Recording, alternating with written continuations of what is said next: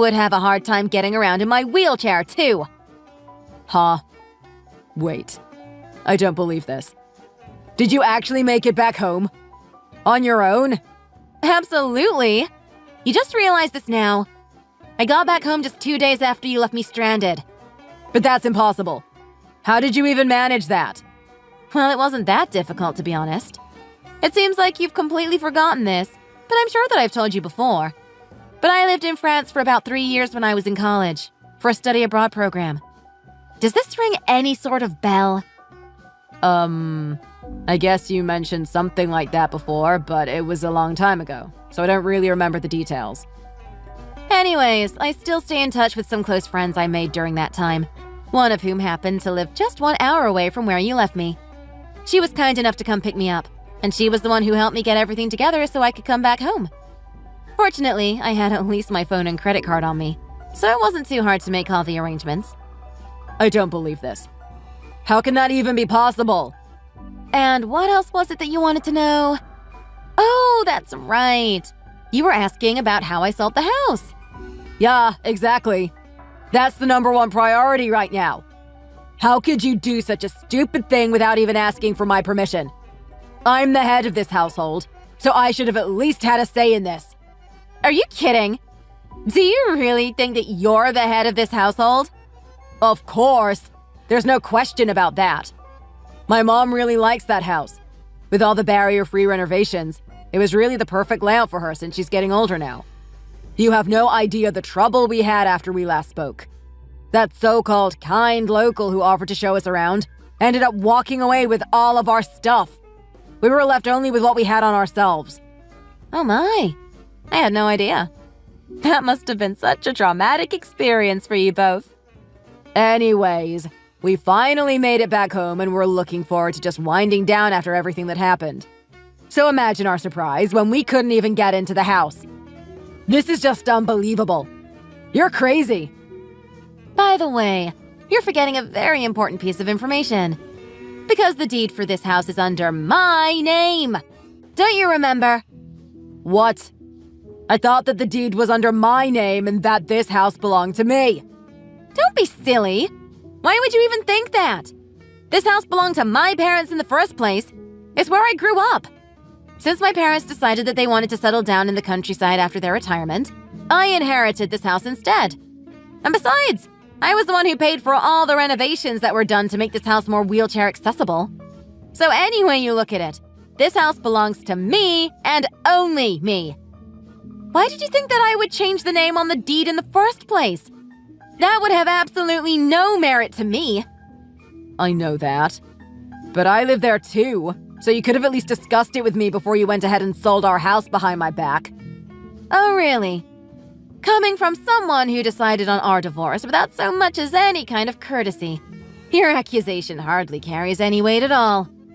This is more urgent, though. We have nowhere to live right now. You have nothing to worry about since I've already made some arrangements for you. Patricia's already said that she'd be more than happy to help me. What? Patricia, my sister? You're kidding, right? Nope, I'm dead serious. I've already packed up all of your things, too. Your sister agreed to hold on to everything at her house, so I'm having everything shipped there, okay? What? Wait. She's going to let you and your mother stay with her temporarily, so you see? There's no need to worry about finding a place to live. Anyways, you and your mother should head over there directly. There's no way we can stay with my sister. Don't you have any idea who she is? I know exactly who she is, and I really appreciate her kindness. I don't know what I would have done if it weren't for her help. You're so lucky to have such a thoughtful sister. You're just kidding, right? I can't stay with her. This can't be happening for real.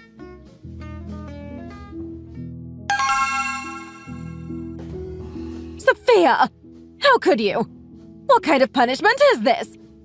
I just finished talking to Alan and now I have to deal with you? You have no idea the kind of trouble we were involved in after we separated. Oh, Alan did mention something like that about someone walking off with all of your belongings.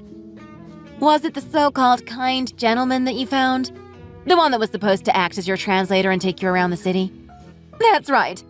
He was, in fact, Very kind in the beginning, taking us to some of the lesser-known sightseeing spots and recommending the best places to shop and eat. But I guess I let my guard down too quickly and trusted that he was as honest as he appeared to be. Anyways, he offered to hold on to my bags while I went to the restroom, but that turned out to be a huge mistake. When I came out, he was nowhere to be found. And of course, all of my belongings were gone with him as well. That's exactly what I was trying to warn you about.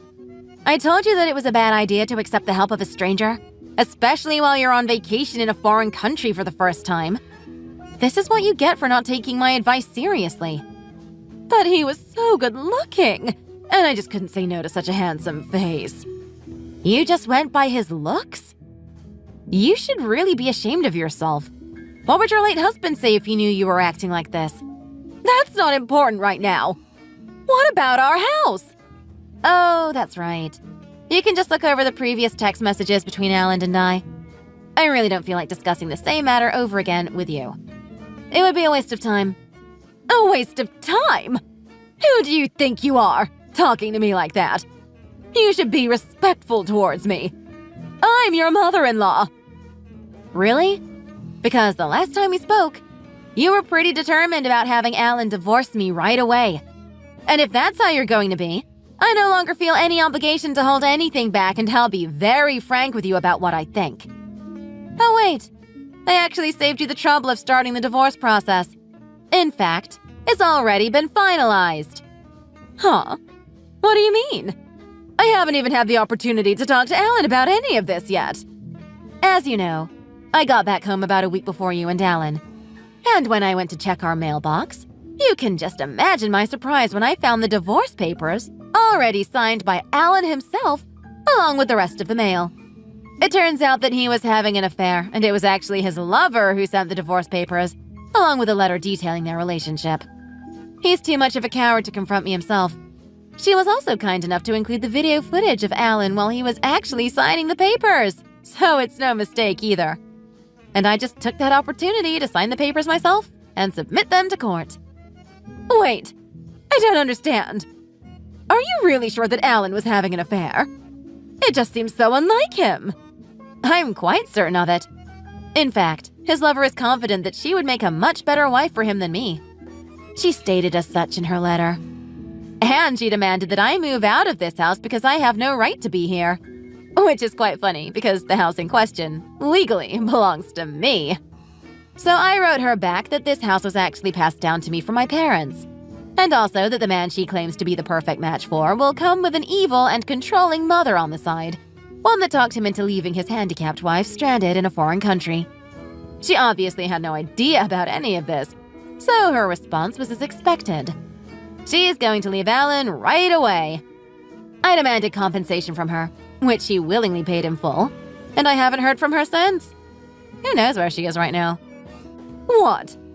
You did all of this while Alan and I were still abroad? Yes. Well, to lay things out clearly, this is what happened.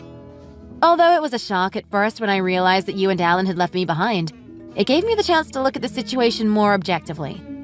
While the two of you were dealing with your own situation in France, I was doing my own investigation and discovered quite a few surprising truths.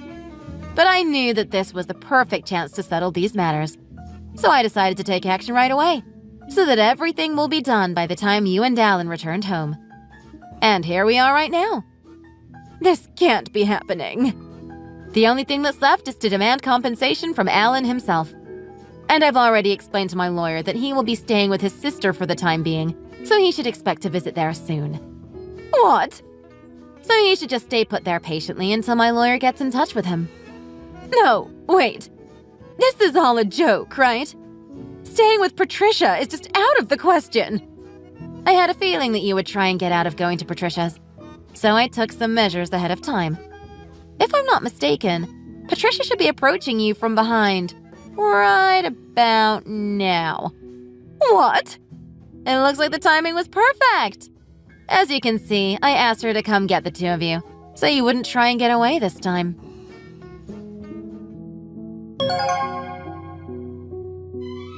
You might be wondering why Alan and his mother were so uneager to stay with Patricia.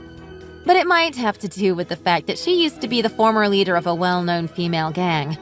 And although she no longer has any dealings with that kind of lifestyle anymore, they know what she's capable of, so they're still very cautious around her.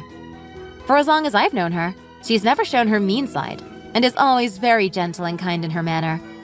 But I know that she has a strong sense of justice, and hates when people are disloyal. And from what I've heard, it's best not to get on her wrong side, because she can be very intimidating when she is angry. Even as a mother of two now, people who know her well can tell you that she hasn't completely let go of her formal lifestyle. She just does a good job of keeping it under wraps. Patricia moved in with her husband's family when she got married, so she now lives a 2-hour drive from us. Since she's too far away to visit on a regular basis, Alan and his mother probably thought that they could get away with insulting me all the time. But unfortunately, what they didn't consider was the fact that Patricia and I were in fact quite close to one another. This small miscalculation was what led to their complete downfall. After I told Patricia about how they left me stranded during our vacation, and about Alan's affair, she told me to just leave the rest to her. Shortly after, I received the compensation payment from Alan in full, which was quite a surprise. I have no idea how he managed that kind of payment, and I never bothered to ask for the details. But apparently, one of Patricia's acquaintances hired him to work in one of his factories overseas, so I'm assuming that he's not even in this country anymore. And under strict supervision, he's being re-educated into hopefully a more proper man. Thanks for watching. Don't forget to click the like button and subscribe to see more content.